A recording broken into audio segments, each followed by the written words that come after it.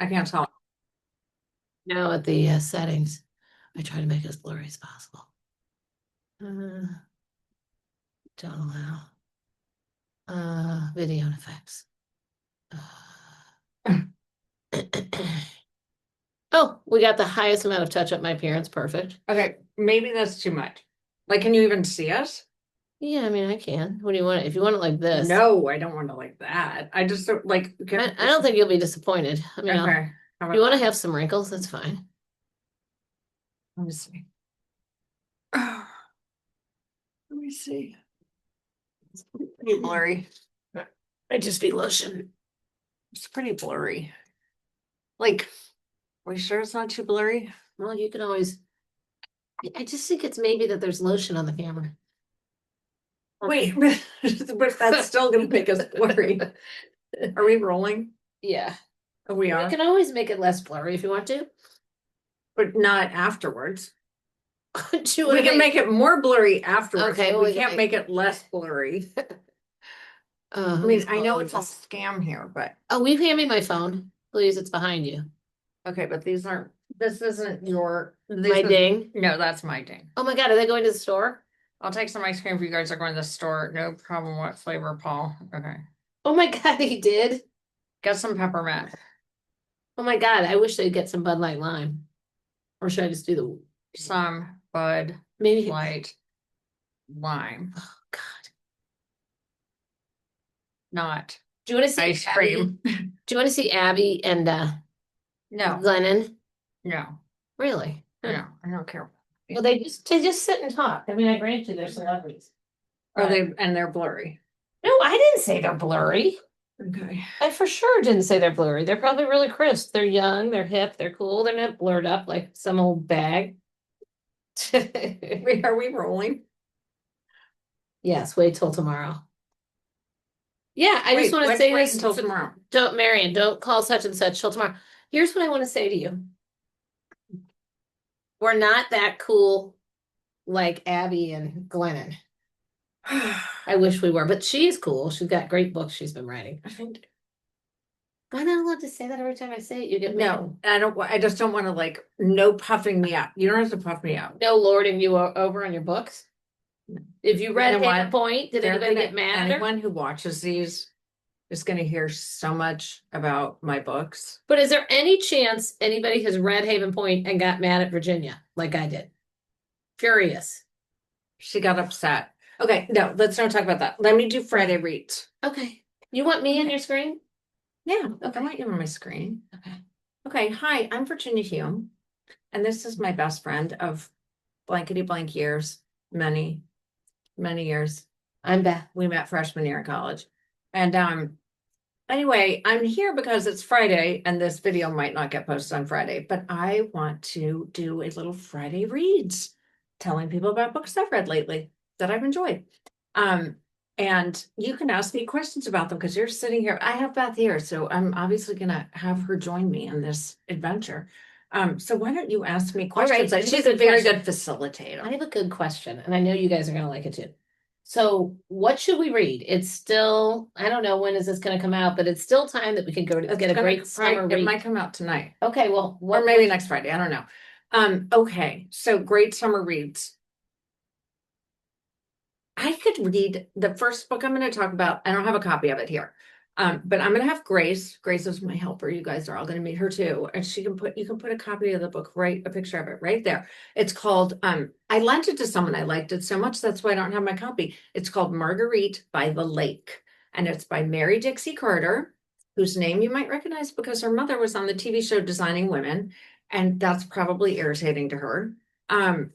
Because everyone does that to me too. So, but that's okay. She won't mind. It's just an interesting fact. But anyway, it's a very gothic, very atmospheric story.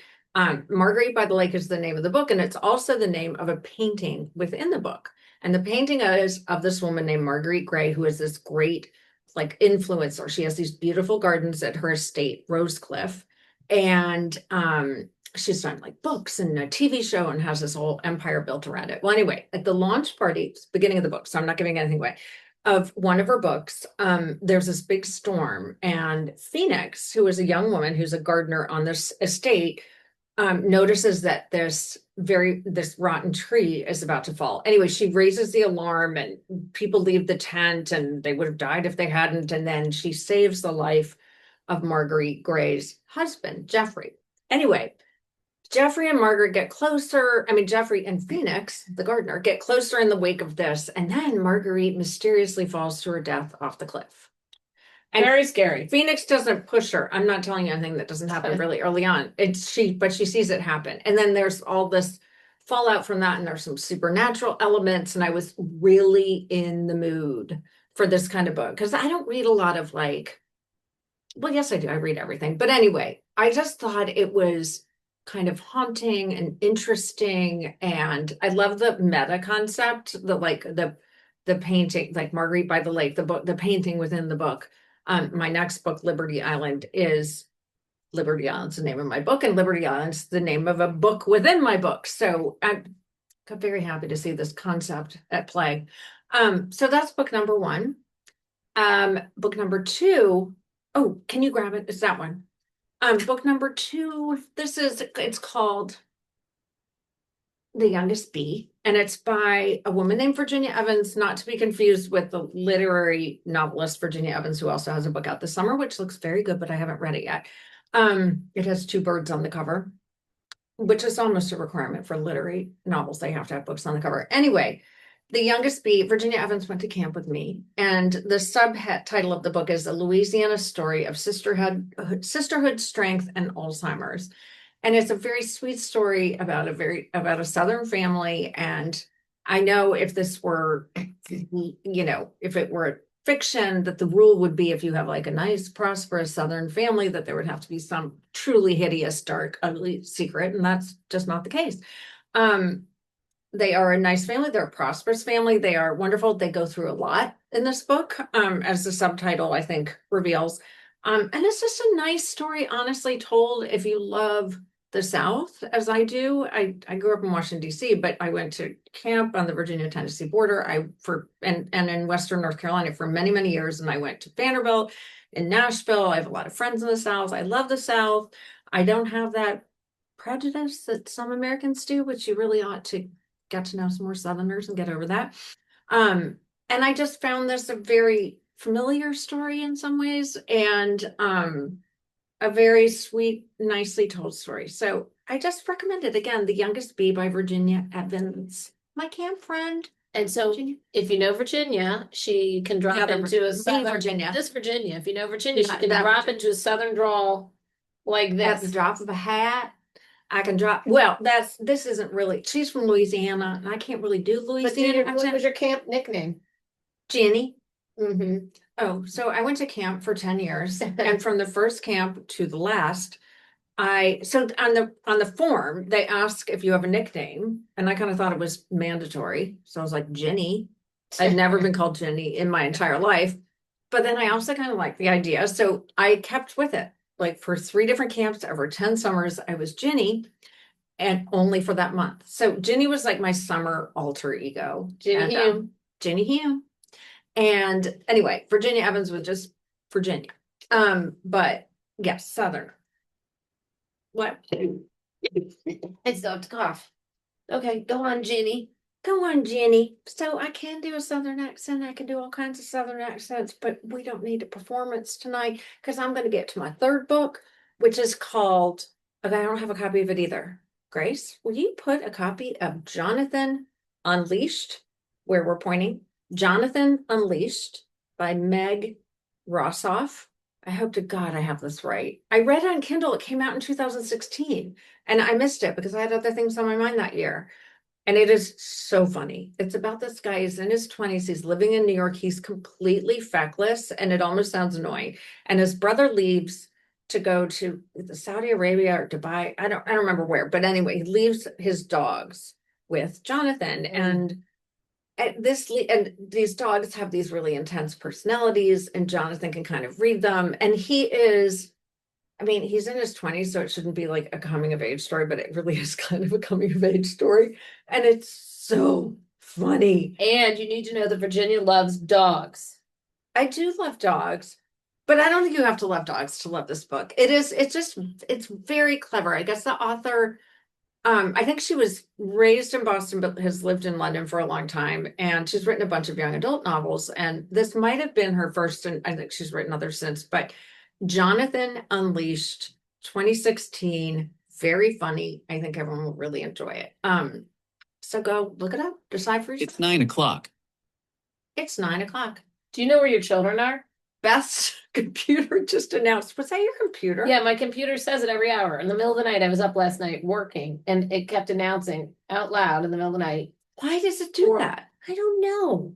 That's Something's really happened. weird. And if anybody knows the answer to that, please write the author. So leave a comment. Or Leave a DM comment. us. Or DM us if you know why her computer's like that seems like something you could get turned off. Plus, it's But not even a British accent. It's so annoying. It's just a man that sounds like he's from back when Jersey. we had, remember before we had iPhones when we had those like Garmin's and TomToms, Yeah. those like, you'd put them on your dashboard and those were your GPS things. And so Oh, you always had those going. I had them going and I always had them set to British. So Well, you were the first person I knew who had your GPS set to British.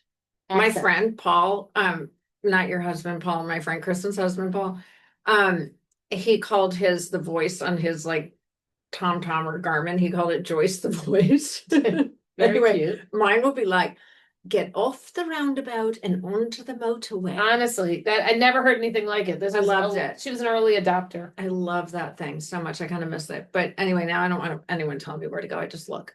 Okay. So Okay, so that's a wrap, Friday Grace. reads. That's a Friday reads. yeah, Friday. Maybe reads. it'll be less, like maybe it'll be really organized and tight. Like Lee Woodruff does the best Friday reads if you don't watch hers. Lee Woodruff, great book suggestions. And like she does them boom, boom, boom. She has a stack of books next to her and it's all very crisp. If and you aren't following her, you I'm should doing follow her. counter programming to Lee Woodruff's Friday reads with Beth, who's here in Maine with me. Friday reads. Okay, With Virginia. so that's good.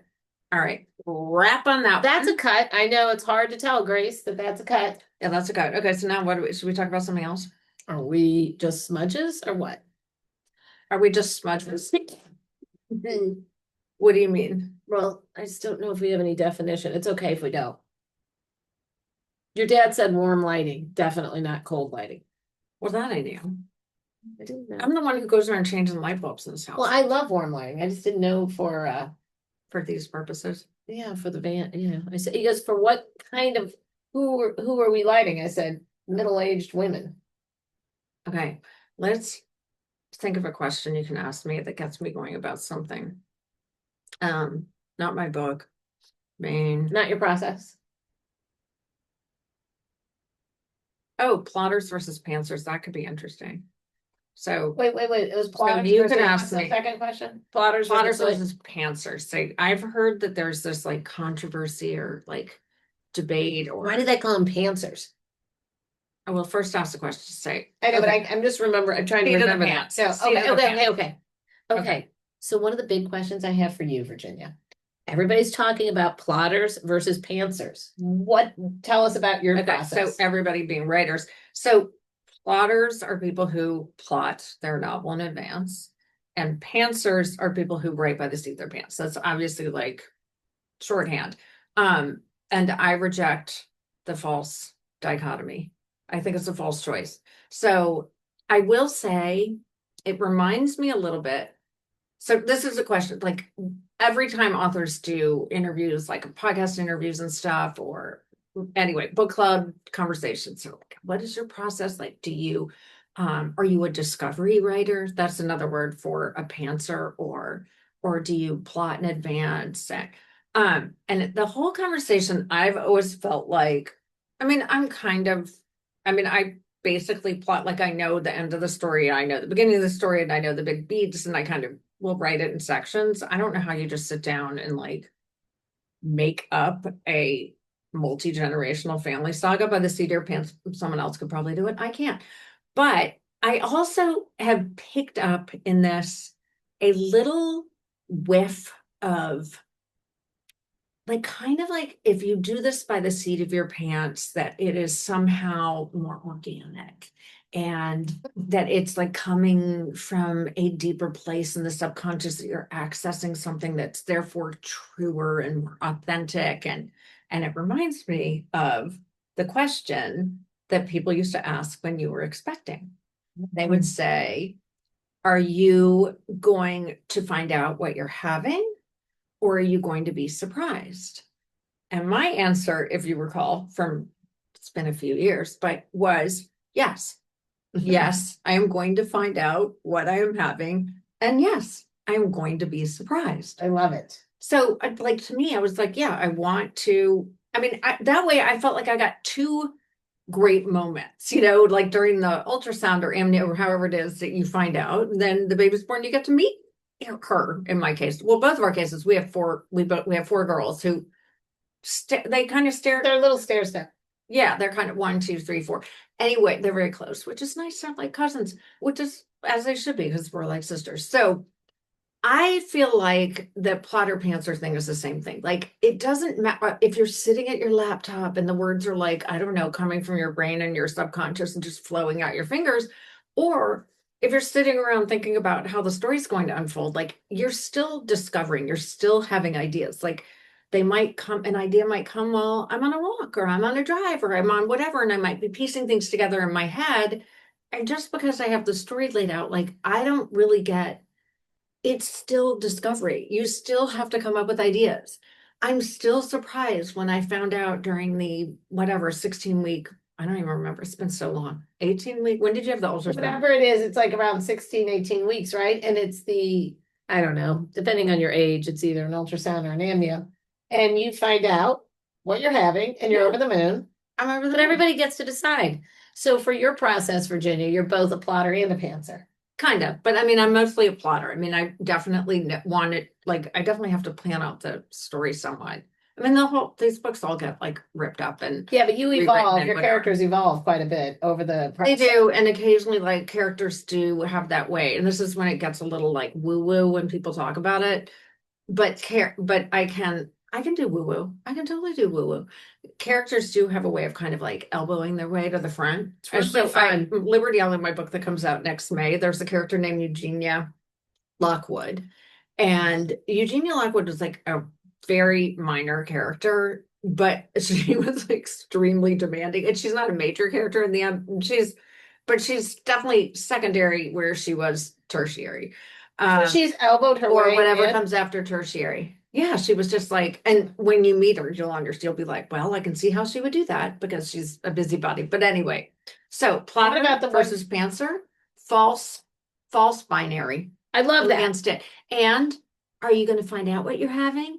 Or are you going to be good and holy and say that you and like more spiritual and say that you just want a healthy baby? I'm like, I wanted a healthy baby too. Don't tell me I didn't want a healthy I baby. just wanted to know I just wanted to know its gender. Right. So I mean,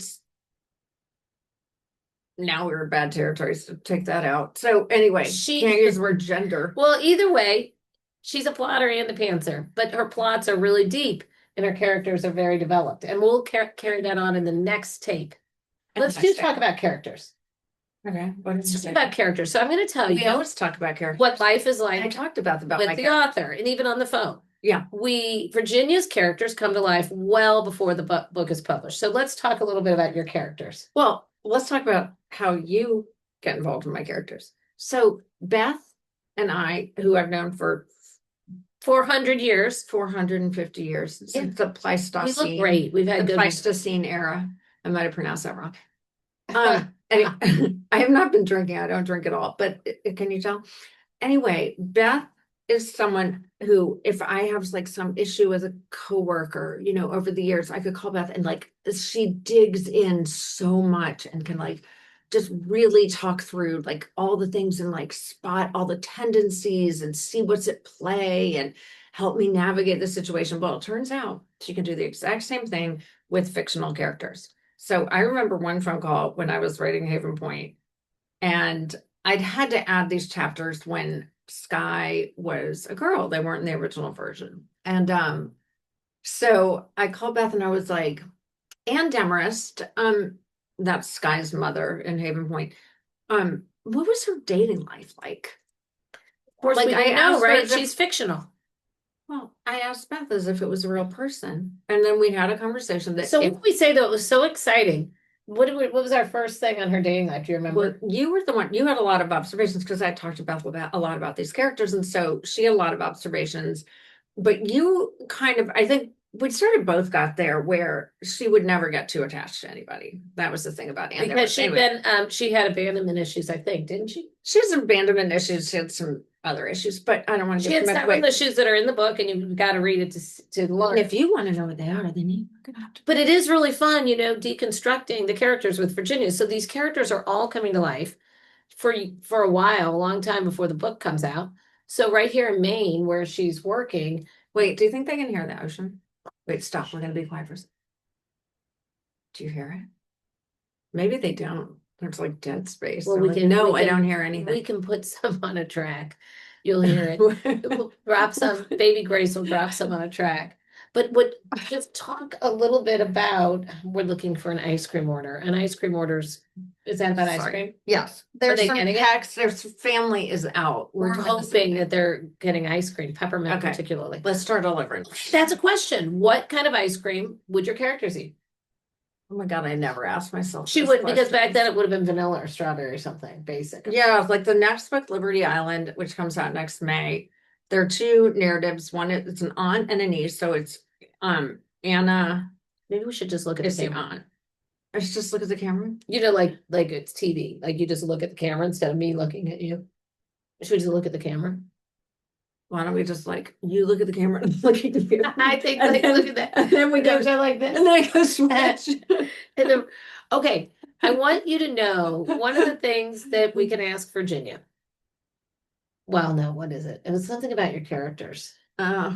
Let's go back. Should I do my Marguerite by the Lake thing again? Okay, let's do a book review. Okay, Virginia, let's do a Friday read. What It's is Friday. Friday reads. Well, I can't It's take Friday. this. I am sad to say. Is this helping or should I just get rid of it? Is it too much? I might be too much. Yeah, it's a little too attentive. Needs too much attention. Okay, Friday.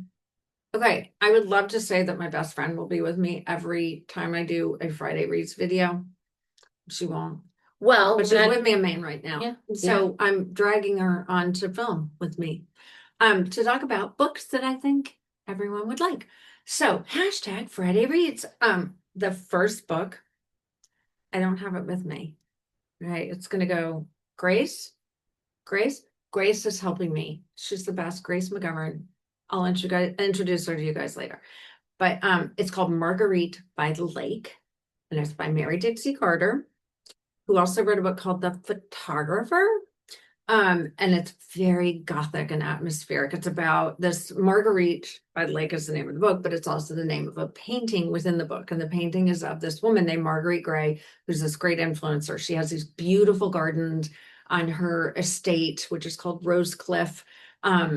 And she's built like a media empire around it. And at the beginning of the book, there's a launch party for her latest like coffee table book. And it's been a couple of months since I read it, but and there's a young gardener, her name is Phoenix, who works on the property, and she notices that a tree is rotting, a storm comes up, and she kind of sounds the alarm, and people like get out of the tent or move out of the path of the tree, except Marguerite Gray's husband, Jeffrey, somehow gets himself in the path of the tree that's about to fall, and Phoenix saves his life. And she and Jeffrey kind of get closer. There's like decades.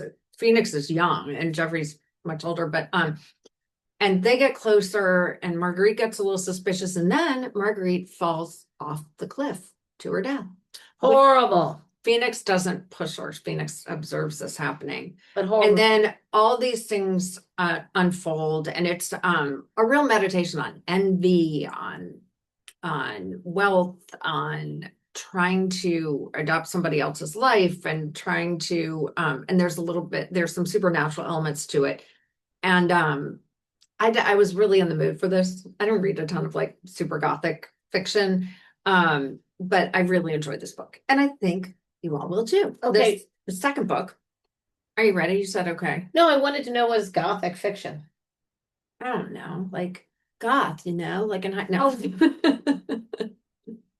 gothic like Northanger Abbey. It's like Jane Austen's book, which is sort of a send up of gothic fiction, but it's like dark and sort of moody, and I don't have a good definition for this. So Grace, don't put this part in the video.